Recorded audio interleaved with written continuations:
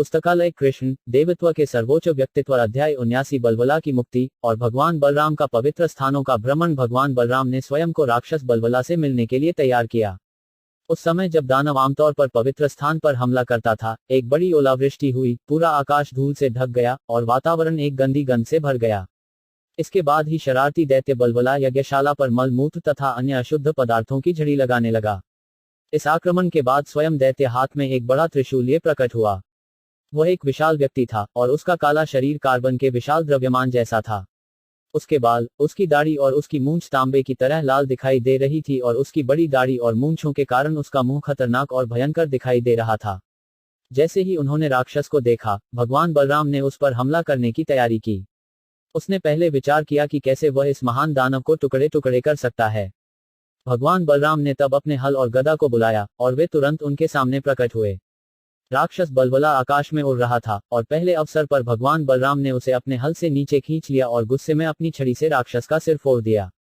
बलराम के प्रहार से राक्षस का माथा टूट गया, जिससे रक्त का प्रवाह बहुत अधिक हो गया। पवित्र ब्राह्मणों के लिए इतना बड़ा उपद्रव करने वाला दानव जोर से चिल्लाते हुए जमीन पर गिर पड़ा, जैसे कोई बड़ा पहाड़ लाल ऑक्साइड शिखर से टकराया हो और वज्रपात से जमीन पर गिर गया हो। नैमिषारण्य के निवासी विद्वान ऋषि और ब्राह्मण यह देखकर सबसे अधिक प्रसन्न हुए और उन्होंने भगवान बलराम से अपनी सम्मानजनक प्रार्थना की। उन्होंने भगवान को अपना हार्दिक आशीर्वाद दिया और सभी सहमत थे कि भगवान बलराम का कुछ भी करने का कोई भी प्रयास कभी भी विफल नहीं होगा। तब ऋषियों और ब्राह्मणों ने भगवान बलराम का आनुष्ठानिक स्नान किया, ठीक वैसे ही जैसे देवता राक्षसों पर विजय प्राप्त करने पर राजा इंद्र को स्नान कराते हैं। ब्राह्मणों और संतों ने भगवान बलराम को प्रथम श्रेणी के नए वस्त्र और आभूषण और विजय की कमल की माला भेंट करके सम्मानित किया। यह माला सभी सुंदरता का भंडार थी और चिरस्थायी थी, इसे कभी भी सुखाया नहीं जा सकता था। इस घटना के बाद भगवान बलराम ने नैमिषारण्य में इकट्ठे हुए ब्राह्मणों से अनुमति ली और अन्य ब्राह्मणों के साथ कौशिकी नदी के तट पर गए। इस पवित्र स्थान में स्नान करने के बाद वह सरयू नदी की ओर बढ़े और नदी के स्रोत का दौरा किया।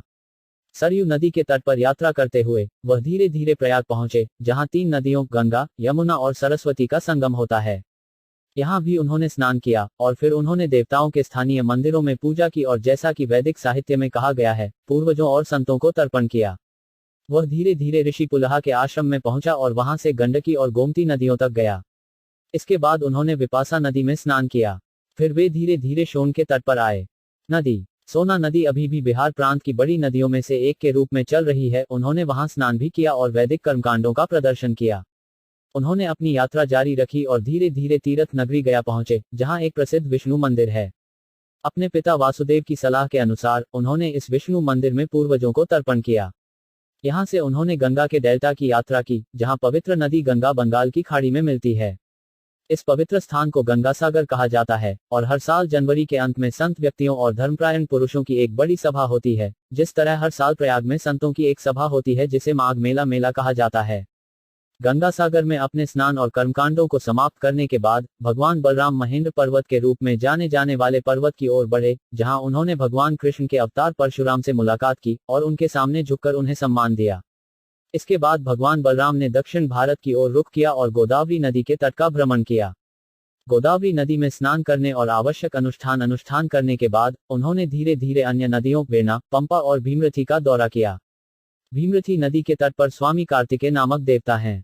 कार्तिकेय का दौरा करने के बाद भगवान बलराम धीरे धीरे महाराष्ट्र प्रांत के तीर्थस्थल शैलपुर की ओर बढ़े।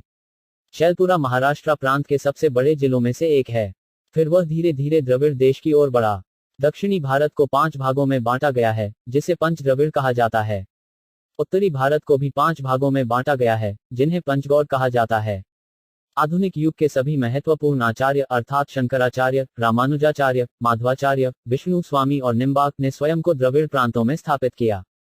हालांकि भगवान चैतन्य बंगाल में प्रकट हुए, जो 5 गौड़ देशों का हिस्सा है। दक्षिणी भारत या द्रविड़ में तीर्थयात्रा का सबसे महत्वपूर्ण स्थान वेंकटकाल है, जिसे आमतौर पर बालाजी के नाम से जाना जाता है। इस स्थान का दौरा करने के बाद भगवान बलराम विष्णुकांची की ओर बढ़े और वहां से वे कावेरी के तट पर आगे बढ़े। विष्णुकांची जाते समय उन्होंने शिवकांची के दर्शन किए। भगवान बलराम ने कावेरी नदी में स्नान किया। फिर वे धीरे धीरे रंगक्षेत्र पहुंचे। दुनिया का सबसे बड़ा विष्णु मंदिर रंगक्षेत्र में है और वहां के विष्णु देवता को रंगनाथ के रूप में मनाया जाता है। वृंदावन में रंगनाथ का एक ऐसा ही मंदिर है। हालांकि रंगक्षेत्र में मंदिर जितना बड़ा नहीं है, यह वृंदावन में सबसे बड़ा है। रंग क्षेत्र का दौरा करने के बाद भगवान बलराम धीरे धीरे मदुरै की ओर बढ़े, जिसे आमतौर पर दक्षिणी भारत के मथुरा के रूप में जाना जाता है। इस स्थान का दौरा करने के बाद वह धीरे धीरे सेतुबंध की ओर बढ़े, वह स्थान जहां भगवान रामचंद्र ने भारत से लंका सीलोन तक पत्थर के पुल का निर्माण किया था। इस विशेष रूप से पवित्र स्थान में भगवान बलराम ने स्थानीय ब्राह्मण पुजारियों को 10,000 गायें वितरित की। यह है वैदिक रिवाज है कि जब कोई अमीर आगंतुक किसी तीर्थ स्थान पर जाता है तो वह स्थानीय पुजारियों को घर, गाय, गहने और वस्त्र दान के रूप में देता है। तीर्थ स्थानों पर जाने और स्थानीय ब्राह्मण पुजारियों को जीवन की सभी आवश्यकताएं प्रदान करने की यह प्रणाली इस कलयुग में बहुत बिगड़ गई है। आबादी का समृद्ध वर्ग वैदिक संस्कृति में गिरावट के कारण अब इन तीर्थ स्थानों से आकर्षित नहीं होता है, और ब्राह्मण पुजारी जो ऐसे आगंतुकों पर निर्भर थे, वे भी आगंतुकों की मदद करने के अपने पेशेवर कर्तव्य में बिगड़ गए हैं। तीर्थ स्थानों के इन ब्राह्मण पुजारियों को पंडा या पंडित कहा जाता है। इसका मतलब यह है कि वे पहले बहुत विद्वान ब्राह्मण थे और वहां आने के उद्देश्य के सभी विवरणों में आगंतुकों का मार्गदर्शन करते थे, और इस प्रकार दोनों आगंतुकों और पुजारियों को आपसी सहयोग से लाभ हुआ। श्रीमद् भागवत के वर्णन से यह स्पष्ट है कि जब भगवान बलराम विभिन्न तीर्थ स्थानों का दौरा कर रहे थे तो उन्होंने वैदिक प्रणाली का ठीक से पालन किया। सेतुबंध में गायों को बांटने के बाद भगवान बलराम कृतमाला और ताम्रपर्णी नदियों की ओर बढ़े। इन दोनों नदियों को पवित्र माना जाता है और भगवान बलराम ने इन दोनों में स्नान किया था। इसके बाद वे मलाया हिल की ओर बढ़े। यह पहाड़ी बहुत महान है और इसे 7 चोटियों में से एक कहा जाता है, जिसे मलाया हिल्स कहा जाता है। महान ऋषि अगस्त्य वहां रहते थे और भगवान बलराम ने उनसे मुलाकात की और उनके सामने झुककर उनका सम्मान किया। ऋषि का आशीर्वाद लेने के बाद भगवान बलराम ऋषि की अनुमति के साथ हिंद महासागर की ओर बढ़े। केप के बिंदु पर आज केप कोमोरिन के रूप में जाना जाता है देवी दुर्गा का एक बड़ा मंदिर है, जिसे वहां कन्याकुमारी के नाम से जाना जाता है। कन्याकुमारी के इस मंदिर में भगवान रामचंद्र भी आए थे और इसलिए यह समझा जाना चाहिए कि मंदिर लाखों वर्षों से विद्यमान है। वहां से भगवान बलराम फाल्गुन तीर्थ के नाम से जाने जाने वाले तीर्थ नगरी की यात्रा के लिए गए, जो हिंद महासागर या दक्षिणी महासागर के तट पर है। फाल्गुन तीर्थ इसलिए मनाया जाता है क्योंकि भगवान विष्णु अपने अनंत अवतार में वहां लेटे हुए हैं। फाल्गुन तीर्थ से भगवान बलराम एक अन्य तीर्थ स्थान की यात्रा के लिए गए, जिसे पंचपसरस के नाम से जाना जाता है। वहां भी उन्होंने नियमों के अनुसार स्नान किया और कर्मकांडों का पालन किया। इस स्थल को भगवान विष्णु के मंदिर के रूप में भी मनाया जाता है, इसलिए भगवान बलराम ने स्थानीय ब्राह्मण पुजारियों को 10,000 गायें वितरित की। केप कोमोरिन से भगवान बलराम ने केरल की ओर रुख किया।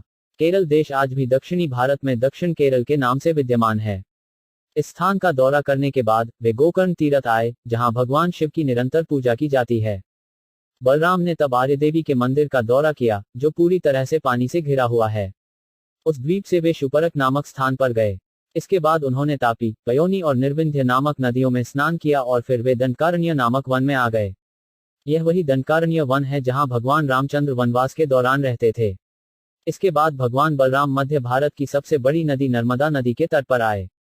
इस पवित्र नर्मदा के तट पर एक तीर्थ स्थान है जिसे महिष्मतिपुरी के नाम से जाना जाता है। वहां नियामक सिद्धांतों के अनुसार स्नान करने के बाद भगवान बलराम प्रभास तीर्थ लौट आए, जहां उन्होंने अपनी यात्रा शुरू की थी। जब भगवान बलराम प्रभास तीर्थ लौटे तो उन्होंने ब्राह्मणों से सुना कि कुरुक्षेत्र के युद्ध में अधिकांश क्षत्रिय मारे गए थे। बलराम को यह सुनकर राहत मिली कि दुनिया का बोझ कम हो गया है। महत्वाकांक्षी क्षत्रिय राजाओं द्वारा निर्मित सैन्य शक्ति के बोझ को कम करने के लिए भगवान कृष्ण और बलराम इस धरती पर प्रकट हुए। यह भौतिकवादी जीवन का तरीका है। जीवन की पूर्ण आवश्यकताओं से संतुष्ट न होकर लोग महत्वाकांक्षी रूप से अतिरिक्त मांगे पैदा करते हैं और उनकी अवैध इच्छाओं को प्रकृति के नियमों द्वारा या ईश्वर के नियमों द्वारा रोका जाता है, जो अकाल, युद्ध, महामारी और महामारी के रूप में दिखाई देते हैं।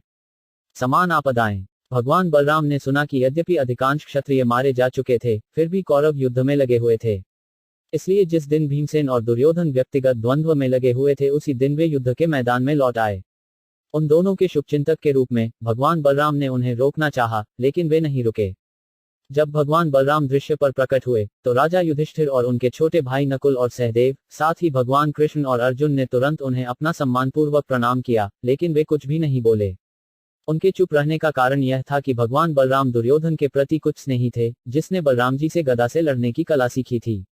जब लड़ाई चल रही थी, राजा युधिष्ठिर और अन्य लोगों ने सोचा कि बलराम दुर्योधन के पक्ष में कुछ कहने के लिए वहां आए होंगे, और इसलिए वे चुप रहे। दुर्योधन और भीमसेन दोनों ही गदाओं से युद्ध करने के लिए बहुत उत्साहित थे, और एक बड़े दर्शक वर्ग के बीच प्रत्येक ने बड़ी कुशलता से दूसरे पर प्रहार करने का प्रयास किया।